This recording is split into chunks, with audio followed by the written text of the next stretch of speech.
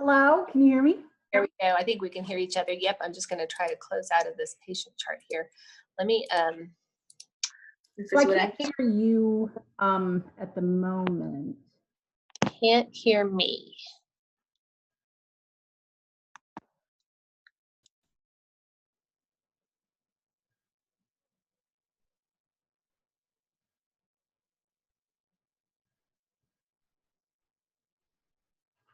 Can you hear me at all? No, I can't hear you. Now I can't hear you either. Let me see if I can. Now can you hear me? I still can't hear you. Let me see if I can switch it to where I call in.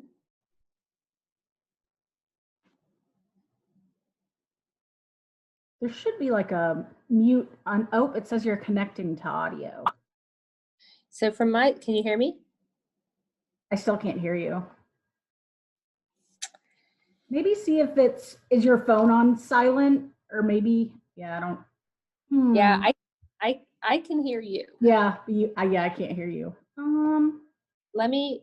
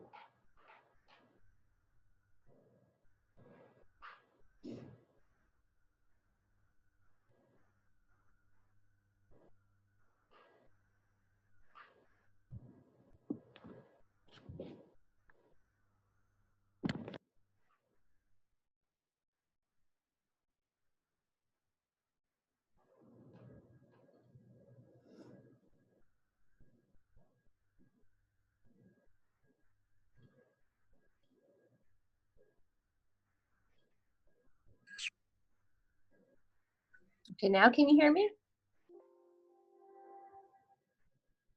Can you hear me? Yes, I can. Okay, I think what it was I had to put the password in. Okay. And it didn't have an easy place for me to put the password in. So, all okay, right. let's see if I can. I think what I might have to do is flip everything around. So let me just, this is what it looks like on this table. Let's see. Like, I don't know if you can see this table here. So yeah. What I'm going to do though is I'm going to flip it all around, because I've got things on like how to make the mask, how to keep the mask clean. Awesome. That is exactly what we're looking for. So let me turn it around.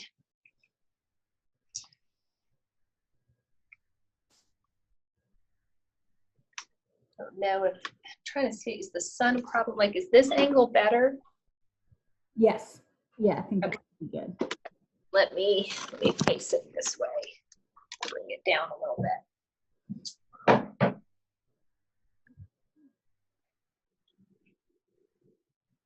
And then did you see the questions? I think I added them in the description. Oh, no, I don't think I saw questions. I have what household supplies can people use to make a face mask? How about those with sewing kits? What's the simplest mask to make? How many times can the mask be worn safely? What are the best practices for wearing a mask? Yep.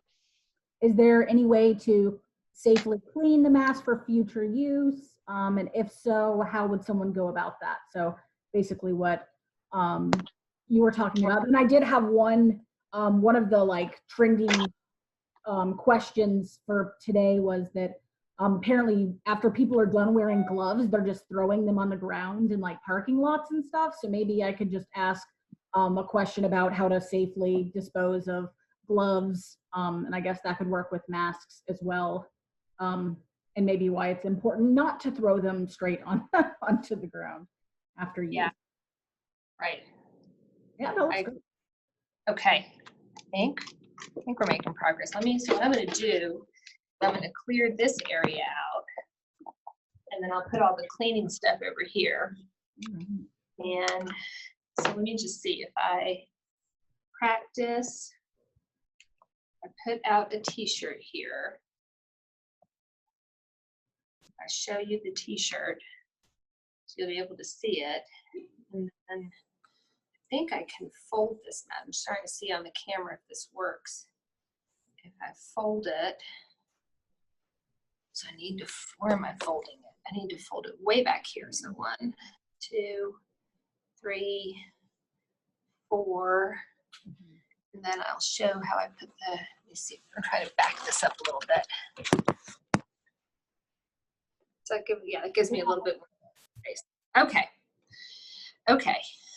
How do you want to do it? Do you want me to talk through just some stuff about the mask questions first, and then we get to making the mask, or yeah, that'll be perfect. I can just ask a few questions, and then you can answer them, and then we can go about the how-to steps, because it can honestly be its own separate article.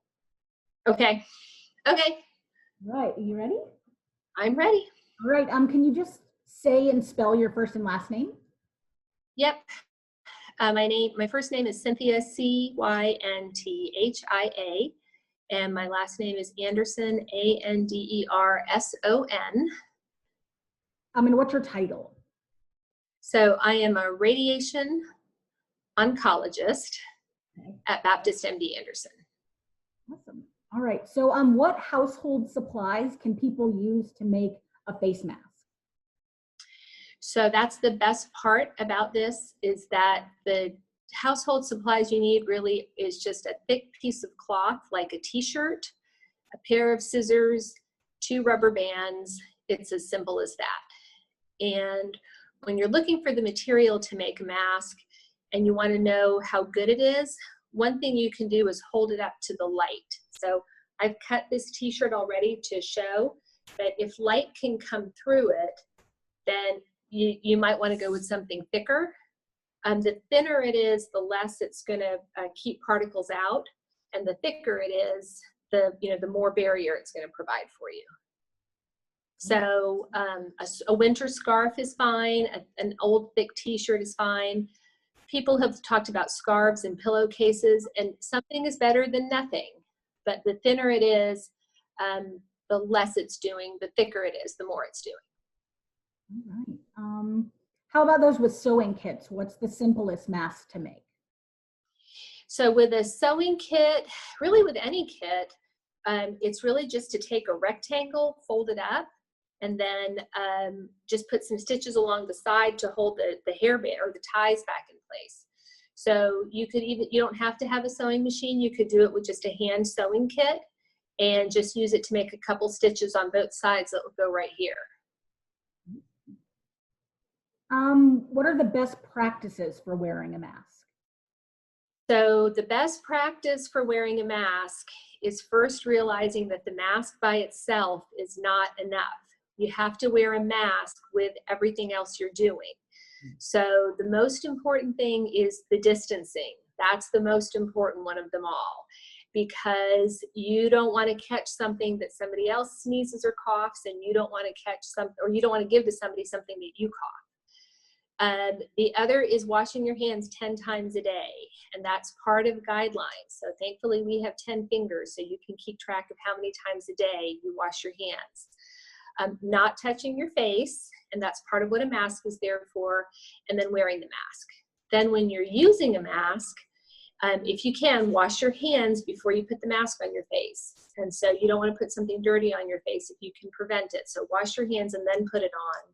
And when you take it off, try to put it on something clean if you can. So if you need to put it in your pocket and carry it with you, you can put it in a little Ziploc bag and carry it that way with you. If you have to put it down on something, if you can put it down on a paper towel or a plate, something just to make sure it's clean, because you're trying to keep it clean for you. Is there a way to safely clean masks for future use? Yeah, that's really the best part about this mask. So many people are thinking that they need to go out and get all these special masks and order them and be on long wait lists because they're sold out. The best part about this is that you can wash it yourself at home. So, and I have a couple of tips on that. So the easiest way, if you just have one mask and it's the end of your day, just come home and put it in a little bowl and just soak it in water.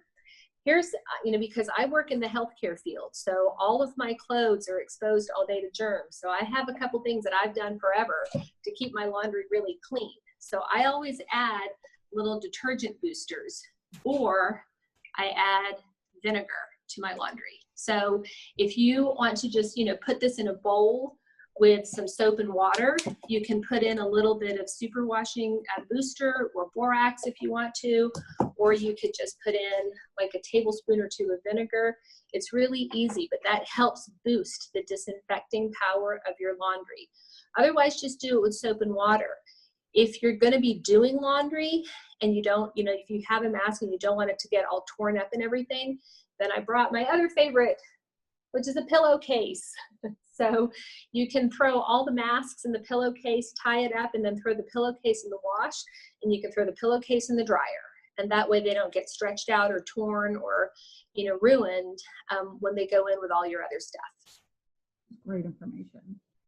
And then so we talked about gloves. What tips would you have? I know gloves are kind of like face masks, but maybe how do you properly dispose of gloves after you're done with them, and how long should you wear them? Like if you touch something, should you take them off or reuse them like masks? What should you do? Gloves are kind of controversial right now because the most important thing really is washing your hands. If people wash their hands, they don't really have to worry so much about wearing gloves.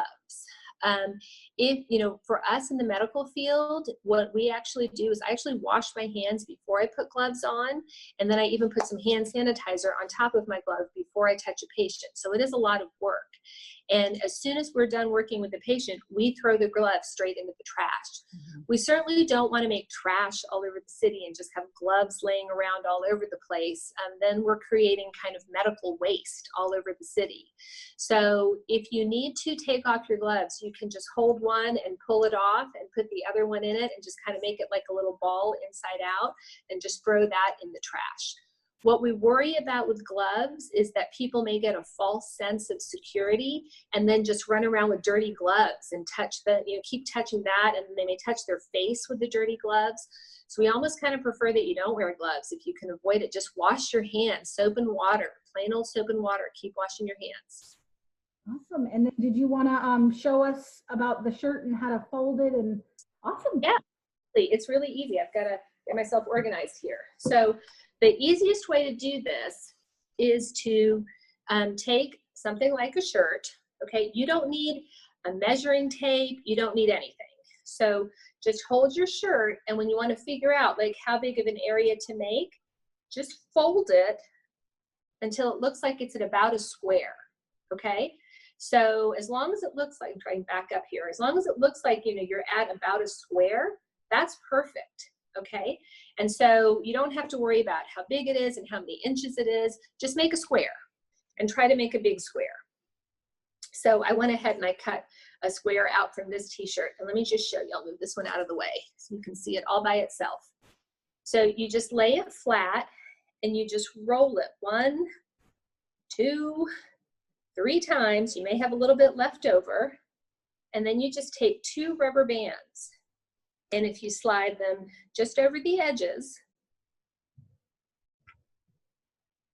Okay, and now it looks almost like a burrito. You can take these two edges, and if it's too thick, you can cut these edges. They don't have to stay this thick, but you can even just take this end and fold it in. Okay, so just kind of fold it so it's tucked in. And then you just put this side over one ear. Taking me a second to get it over my ear. I have too much hair. Okay, this side over an ear, and this side over an ear.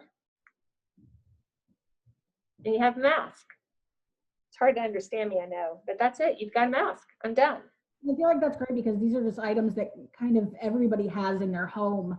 And they, like you said, you don't need to rush out to the store, and you don't need to run and go clear out the glove or the mask section or anything. And then I love the information about washing them and reusing them and putting them in the pillowcase and making sure they don't get torn, and you've got a mask for a long time. Yep, and so if you wanted to sew, you could just sew it right here. You know, just sew up these little edges so that they don't come open. And that's all you can do. You can even do it with safety pins. That's what's so great about these masks, is that everybody should have what they need at home. If you don't have rubber bands, you could use shoelaces, you know, and you could tie them behind your head. You can even take extra pieces of this and make strips and use that to help make the ties. It's really easy. Nobody should have to spend really any money at all, and they could make something that could save their life and save somebody else's life. Awesome. Do you have anything else you would like to add? All of that is awesome information. Absolutely. You know, I know this is hard. I know that this whole thing is hard, and it's a big shock to everybody's system. We're feeling a lot of disbelief. I think a lot of people are feeling, we're going through a lot of emotions, and we understand that we're really feeling it in healthcare. This is probably one of the most challenging times that I've been a part of, but this gives us an opportunity to really bring out the best in us. And I know that it kind of feels like, do I really have to do all of this? Is it really important? But just remember that why we're doing all of this is because with this virus, and really almost with many viruses, you could be carrying the virus and not have any symptoms for several days and be spreading it to other people. So the point of wearing a mask, you wearing a mask protects you because you don't touch your face, which is one of the ways you get it. And it also protects you because if somebody else has it and they sneeze or cough, we're trying to keep it here in this mask rather than going out. So it really is important to do all of these things. The life you save could be yours. The life you save could be mine. So please, please, now's the time to do it. Awesome. Thank you so much. I think unless you have anything else, I think we've got great material here that everybody's excited to use. And thank you so much for your time. Absolutely. I'm glad you got to see all your patients today. Yeah. Thanks for being patient with me. Yes, no, thank you so much. I'm going to see how I can end this without disturbing the recording.